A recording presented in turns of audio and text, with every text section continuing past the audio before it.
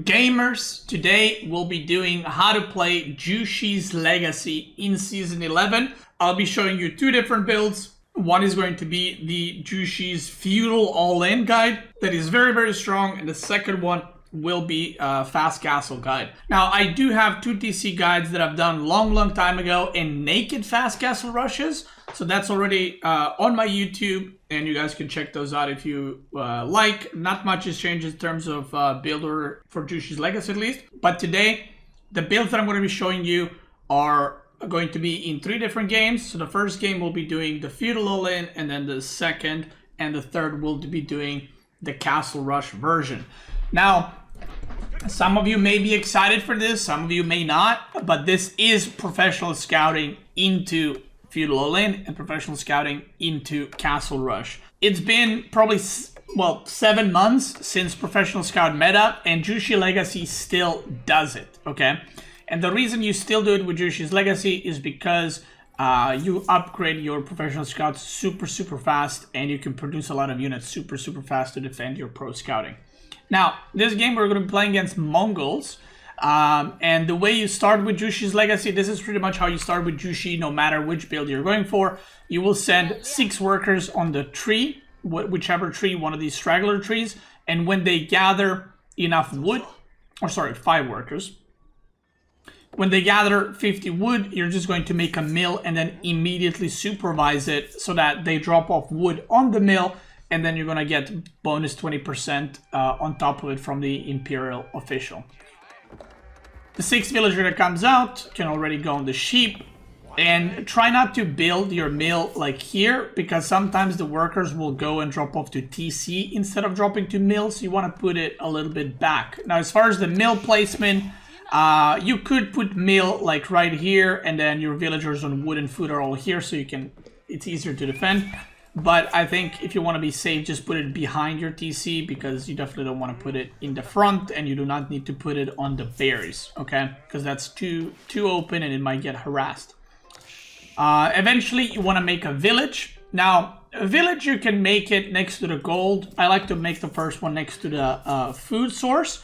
The reason I don't like to make it next to the gold is if you're playing against Mongols or any civilizations that can open Dark Age stuff, if you put the village here and then mining camp here, they can just torch your village, and then you're forced to repair, and you know, it just gets weird. So you're gonna make a village, and then you don't need to make any houses for a while. So 7 on food with Imperial official, and then you're going to go into the mining camp, get gold, because you need gold in order to age up. So there's a couple of variations of this. You can do 3 on gold, or you can do 4 on gold. Personally, I like 4 on gold, and I'll tell you why, especially against aggressives. So against more passive civs, you can do 3. I would advise you to do 4, because it gets you to the point of the amount of gold that you need faster, so you can get away from there and not be harassed. So that's why I personally do 4 on gold in this situation. Now, as far as the meditation gardens, this is an extremely important one to do. Where are you going to put meditation gardens? So try not to do what I just did here, which is I went out of my base for way too long. So now I don't know if there's a good meditation garden spot, okay? But most of the time, what you want to get is gold and food. That's going to be simply the best thing possible. Because food is invaluable resource early on, and then gold is going to be very valuable early on and later on. So yeah, so right now the spot that I'm thinking of is like putting it here, and then I see stone, so this looks like a good spot potentially, and I'm just gonna go for that immediately. Now, sometimes you'll be able to get a double berry patch, like berries here and berries here. That's probably the best thing you can get, especially if there's like a gold mixed in. But this one, I get berries, I get gold, I get stone. That is a pretty good one. I would say that's like a 7 out of 10. 10 out of 10 is if you get like double berry and gold, perhaps. The worst one is if you have like berries here, gold here, stone here, and then you have to pick like wood and berries or wood and stone or something like that. So another thing is, don't be afraid to build your landmark a bit further away. So for example, if there were berries here, let's say, I would definitely go for Meditation Garden all the way out here. Obviously assuming they're not making Spearmen, because the amount of resources you get is definitely worth it. So you can age up with 2 workers. Again, I think 2 is more than fine. You can also do 3, but you don't really get much from aging up with 3. I just say that. So as you're aging up, you're going to leave the guys on gold. You're going to leave 5 on food because you want to make Imperial Official another one very, very soon. And then you're going to go on the wood in order to start gathering that. Now, because you want more wood, you basically want to supervise the wood line right now. You don't need to supervise the food. And whenever you have 40 gold on the mill, I forgot to mention that, you want to pick up the taxes, drop it off, and supervise the mill again. So I've already done that twice. And right now, what we're doing is just getting enough wood for stables and for professional scouting. These guys are going to go on wood as well, whether you're building with 2 or 3, it doesn't really matter. And in a moment, we're going to get off the gold as well.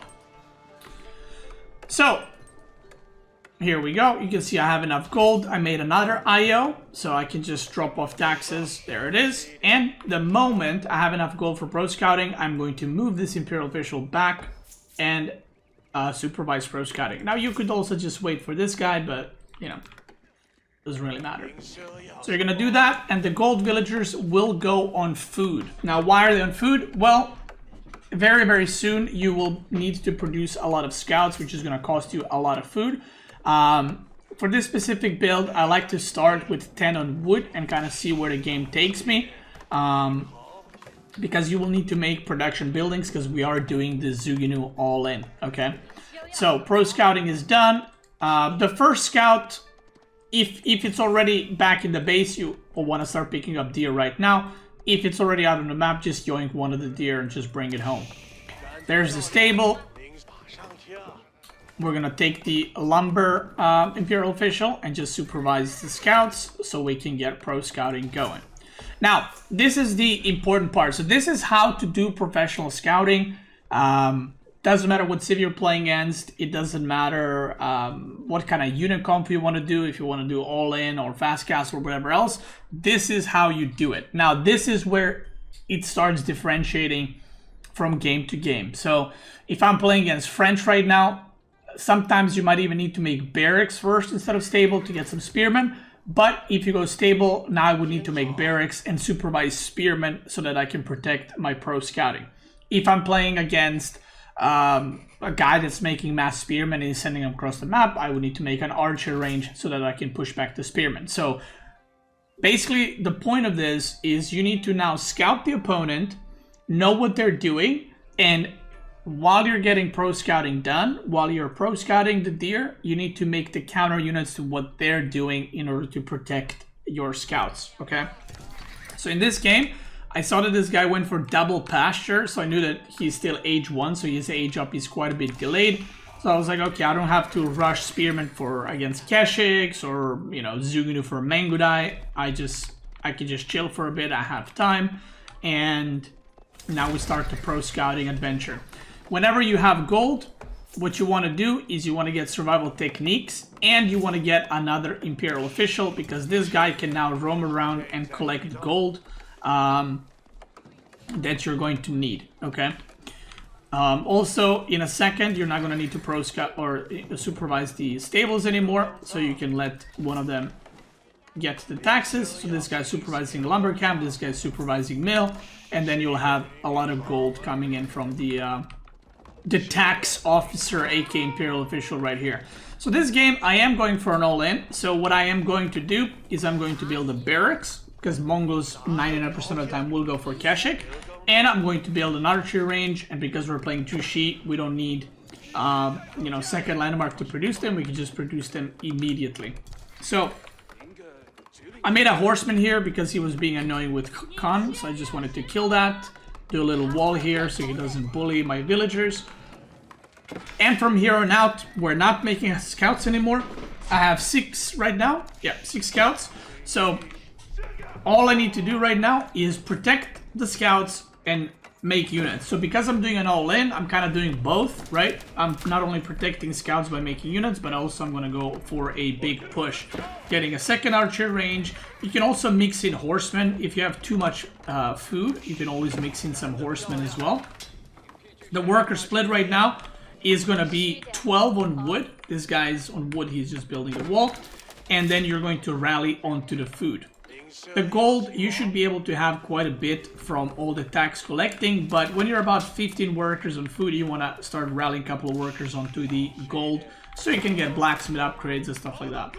So in this game, I saw that my opponent is castle rushing because he's triple pastures and he's building a tower. So I was like, okay, this guy is just going to rush.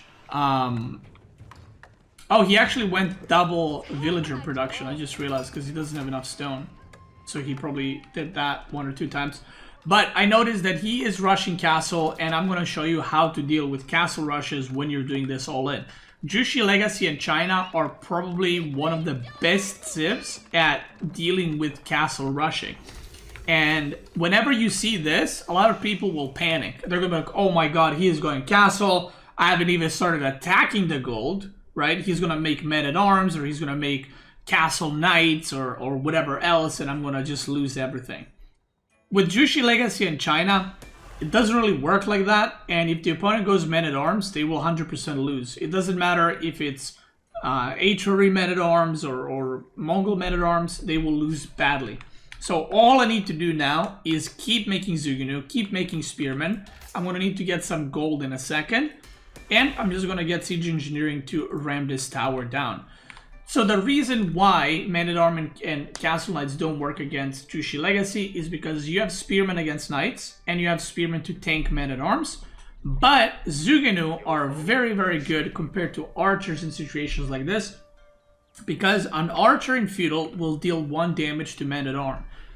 But Zhuge shoots 4 damage, right? 4 damage each shot, but it shoots 3 times.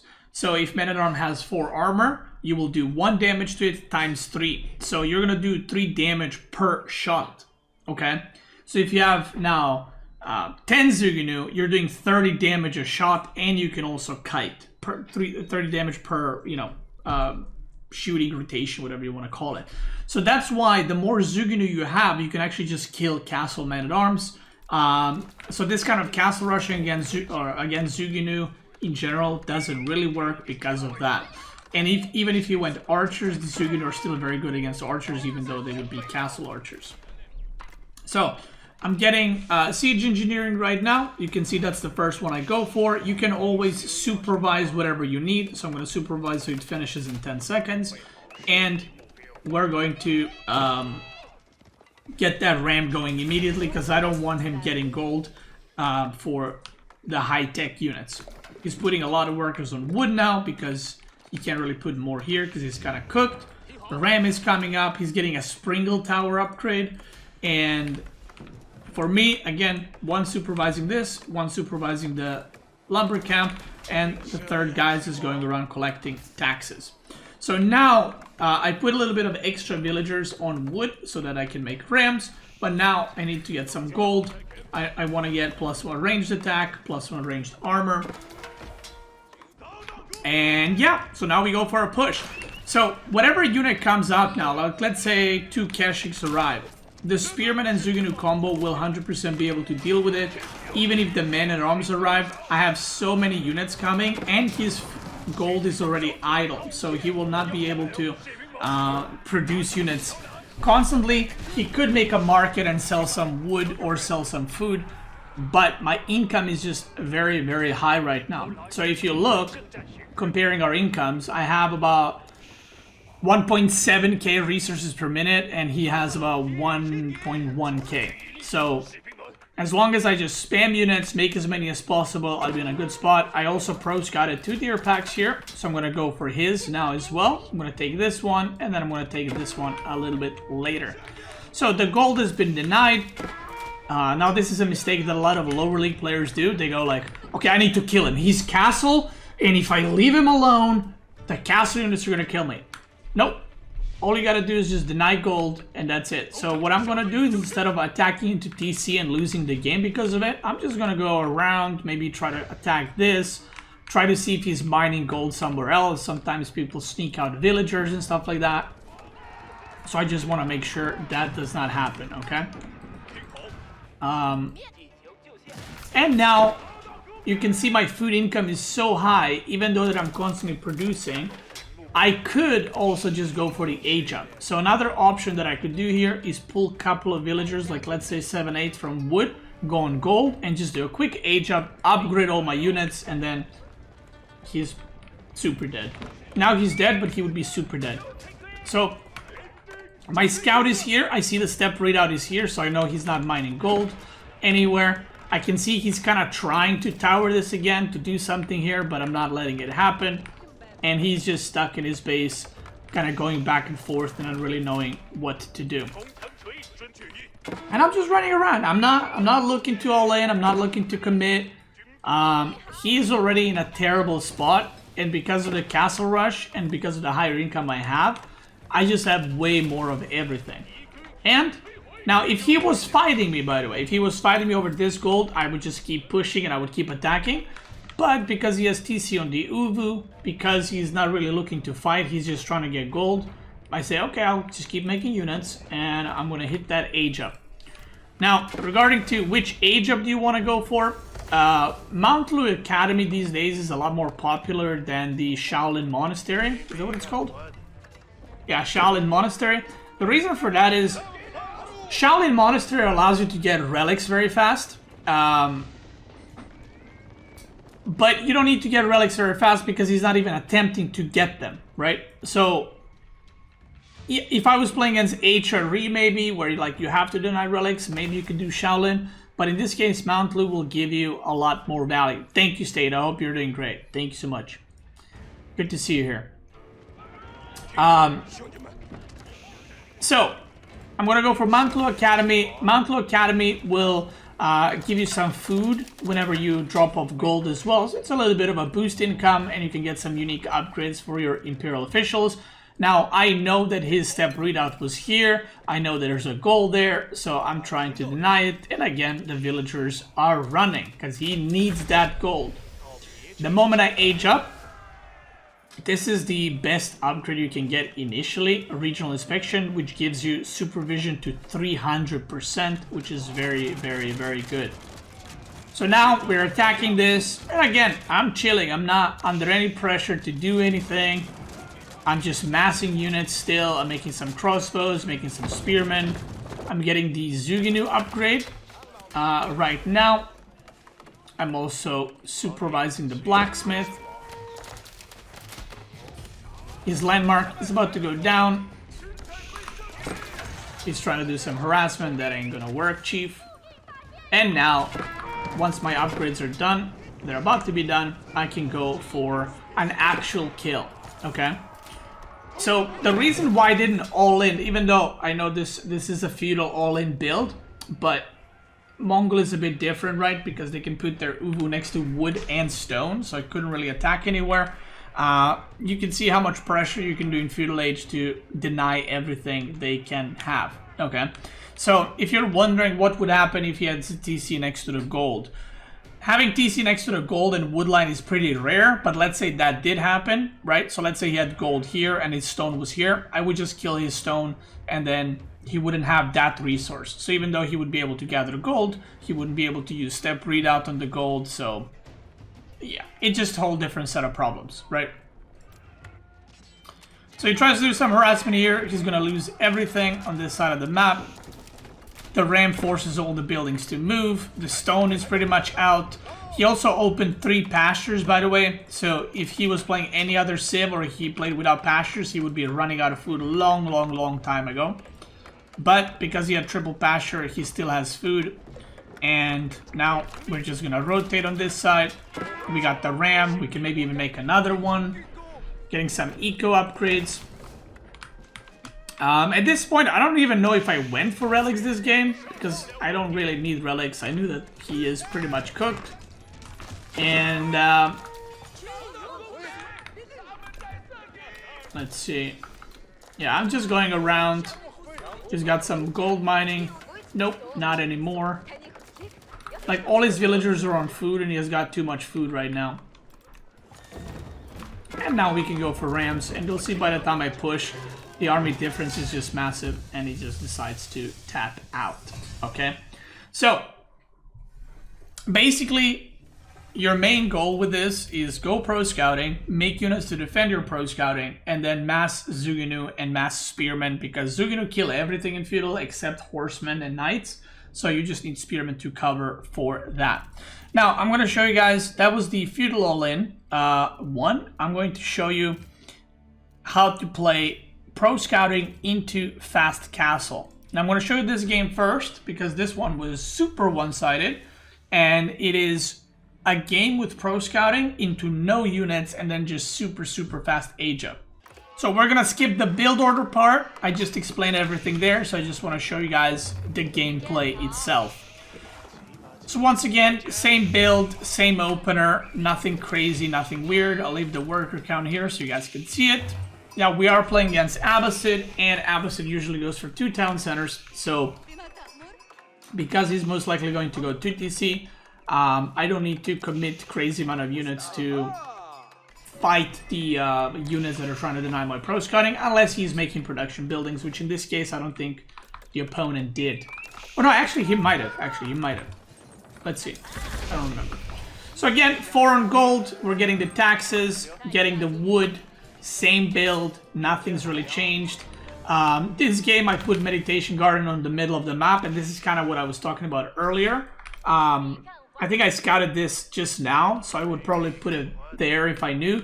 But I get double gold and berries here, so that's a pretty good Meditation Garden. Pro scouting is coming in. There it is. Now he went military wing, so he will have some archers. And this is the part that I was mentioning where you have to adjust, okay? So you cannot always just blindly go for scouts and just ignore everything that's happening. Like, it's a multiplayer game. You have to react to what your opponent is doing. So this game, he went military wing, and now he is harassing my villagers, gathering the food. So I'm just gonna go archer range first. Just supervise a couple of Zhuge, just so I can defend that. You can see the scout is already doing the little pro scouting. And now, once I've defended, I'm gonna go stable and then continue the professional scouting, right? So you have to react to what your opponent is doing, which is very important. Now we can go scouts, we're supervising that, and this game I decided to go super fast castle and not really stay in feudal. I could have also done the build that I've just done the last game, but like I said, I decided to go fast castle in this one. He comes in here with the horsemen, which I did not scout and I did not expect. So I'm trying to just get rid of these archers. And immediately what I'm going to do is, instead of now adding barracks, I could have added barracks actually, but instead of doing that, I'm just going to supervise some horsemen in order to try deal with this. Horsemen can kill scouts obviously, but they're going to kill them very slow. So as long as I have my own horsemen, he's not going to be able to focus down my scouts. And I'm still getting the deer back in. And because I'm supervising, I can crank out a lot of them super fast.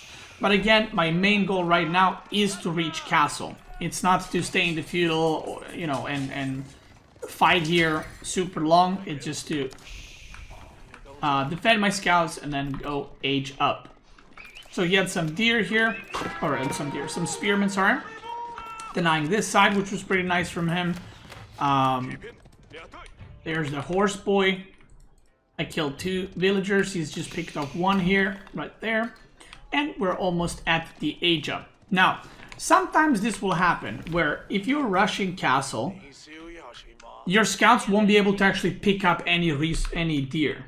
So in this situation, you shouldn't panic. As long as you have some deer, you'll be in a pretty good spot. You'll be able to age up and then build units to get out and get map control.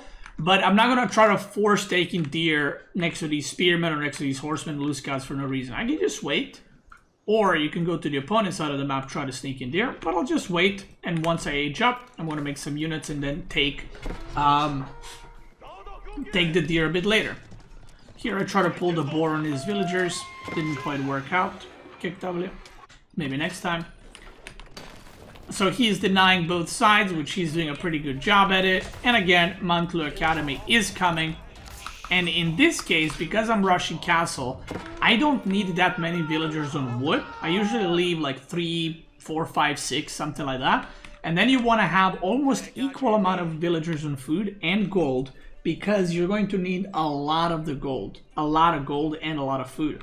Because we're going to make a monastery, so we need monks. And on top of that, we're going to need a lot of gold for the lancers. Now this game looks kind of even, right? As in, like, if you look at the workers, he's a bit ahead, army is the same, but this is what happens. So I'm gonna go supervise. I went for these, by the way. Didn't quite work out. So what I'm gonna do is I'm gonna just mass lancers and supervise, and I'm going to get regional inspection first upgrade, and I'm getting iron undermash. So you might wonder, am I gonna go clear out these horsemen first and then go across the map? Whenever you're playing against a player that's stuck in Feudal and you know they don't have Spearmen or they don't have a lot of Spearmen, what you can do is just beeline across the map and actually just ignore these horsemen, which is what I'm gonna do. So I'm just gonna supervise and send them across the map immediately. All the horsemen are dead. And now he has horsemen here denying, so he's probably pretty happy about the situation. He's got some spearmen there. I'm going to send my scouts across the map to get his deer. And now I'm just rallying lancers forward. Now, important thing, whenever you get this upgrade, it increases supervision from 150% to 300%. What you need to do is you actually need to stop supervising and then supervise again.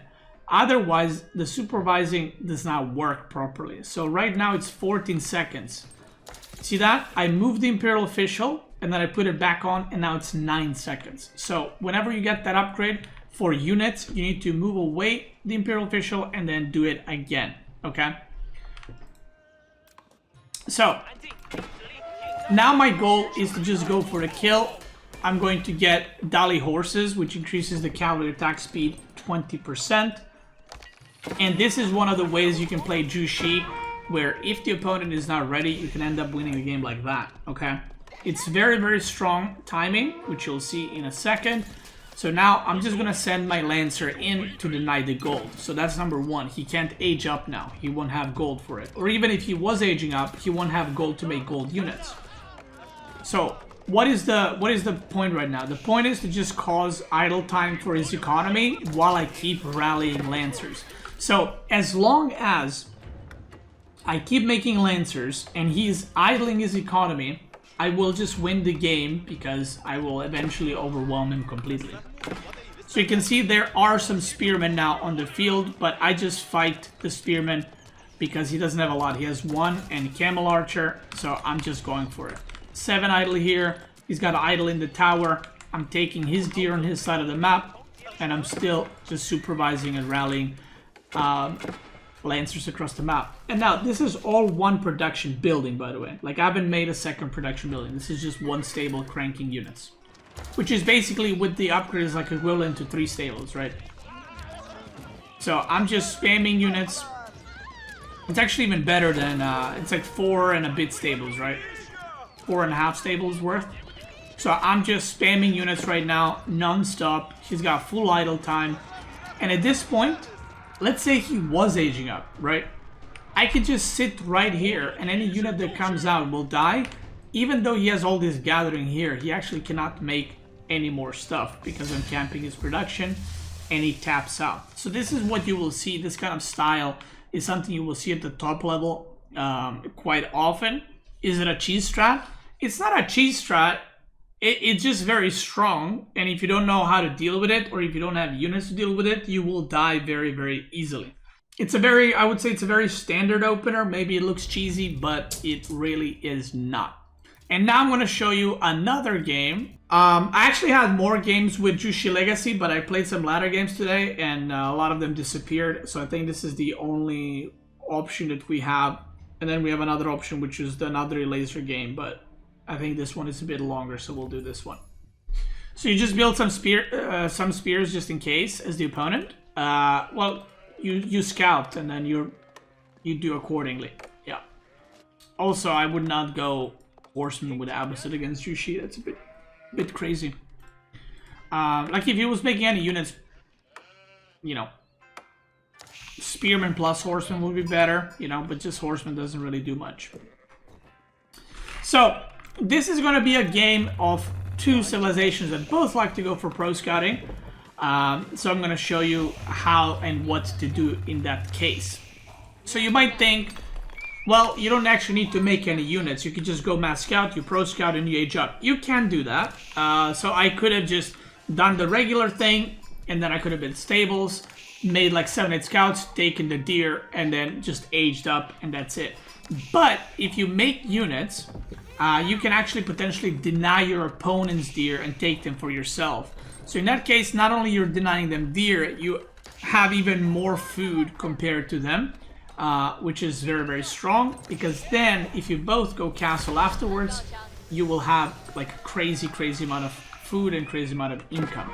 So this is basically somewhat similar to the first game, where I will pro scout and then make a bunch of units, but I'm not looking to all in, I'm just looking to age up behind it, okay? So same thing, same opener, nothing weird. Scouts coming in again. And this meditation, by the way, was crazy. 50 gold, 25 stone, and berries. Like this is that's a 9 out of 10 right there. So we got the pro scouting happening, and this time around, I'm going to have 9 or 10 villagers on wood, and then I'm going to make production buildings. So I supervise the stables. I have 6 scouts. I don't need to make more. So what I'm going to do is I'm going to supervise the spearmen and send them across the map to where his deer are. So this way you start putting pressure on his side of the map. And let's say I deny these 7 deer and I take them. That is pretty much game over, simply because of the food difference we are going to have later on. So I sent 1 spearman here, but his first deer pack was behind his base, which is very unfortunate because I can't really deny that because it's too far. Once you have the next 150 wood, you're going to make archer range and start making Zhuge as well. And you can see right now, again, I'm not looking to all in. If you look at my unit production, I already pulled a lot of villagers off of wood. So my goal here isn't to all in. It's just to make a lot of units in a very short amount of time with supervision, and then just go age up. Because have one thing in mind. Your opponent, and this is one of the biggest things in strategy games, whenever you're doing these kinds of builds into fast age up, the opponent doesn't know how many units you're going to make, or how many units you're going to cut, or when you're going to stop making units. So for example, he sees the production, all he knows is I'm making units, right? Now, obviously, if he sees a lot of villagers on gold, he can assume that, but a lot of people will miss that and be like, oh shit, he's making units, I need to make units. They kind of get tunnel vision, and they're very focused on the fact that you're making units and they need to be careful. So, we got the spearman coming.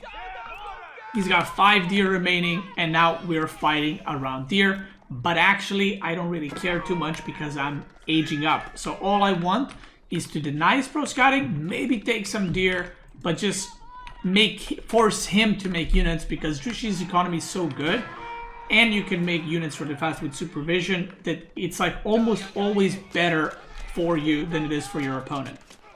So Zhuge arrives. There's going to be a couple of more units here and there trickling in. And you can see he is producing archers. He's even making stables, right? So he thinks like, yo, we're fighting in Feudal. He's even making stables right now. And he's going to go, yeah, he's going to go Knight Archer. So he's already overcommitting to what I'm doing. Now, the scouts are picking up the deer. We're trading out. And this might look like, well, this wasn't really worth it, right? Because he took all the deer in the end anyway. But if you compare the situation right now, if we pause the game, I killed a bit more than he did, but I'm about to lose some spearmen, so it's probably going to equal out. But if we pause the game and we just look at the situation, right? We both took both of our deer camps, or deer packs. I haven't lost a single scout, so I have 6 scouts. He has lost, I think, 3 or 4 so far. He is still pro scouting, but he's going to get all of them. I have a lot of villagers on gold. He doesn't know what I'm doing because of all the pressure. I'm building second stable. I'm aging up, and I'm aging up with 6, so I'm not even rushing age up because I want to make sure I have enough resources to spam units. And now, when he cleans this up, he's probably feeling pretty good. And then the age up kicks in, and you're like, oh shit, that's not good. So now, once the age up kicks in, this time I went for Imperial Red Seals to get another IO. I could have also gotten this one first. That's because I had 2 stables, so I didn't feel the urgency to produce 300% faster. Now, he's gonna try to be aggressive here, but he only has 2 Spearmen and a Knight, and I have Lancers coming already. So all I have to do now is make sure I'm gathering gold, and I will simply have better units to fight and to overwhelm him with. So he's gonna keep attacking. It's gonna cause a little bit of idle time, but nothing crazy, nothing serious. He is now aging up, but the tempo of the game right now is super in my favor because he just got castle and I already have 3 Lancers and I am supervising some monks to get the relics. So these monks build super quickly in 12 seconds with supervision. So now I'm already ahead in what we're both trying to do, which is to get relics. So even, he doesn't even, okay, he does have a monastery, sorry. He's making a warrior monk now, but I already have 2 second one on the way. I have 1 out, 1 on the way, and I have Lancers out. So the horse archers that are going to be coming out cannot really fight against these Lancers because Lancers are super tanky. So that little push that I did worked out really well. And now all we need to do is keep making Lancers because he's playing a ruse and he's going to make a lot of horse archers. So horse archers right now lose to Lancers in smaller numbers, but the more horse archer he has, your Lancers will lose out eventually because they will just get kited. So I'm already transitioning to Zhuge, and this is kind of your bread and butter comp with Jushi's Legacy in Castle. It is to open up with a crap ton of Lancers, and then when the opponent goes crossbows or spearmen or horse archers in this case, then you start producing a lot of Zhuge, okay? 4 monks are out. I'm getting all the relics, or trying to.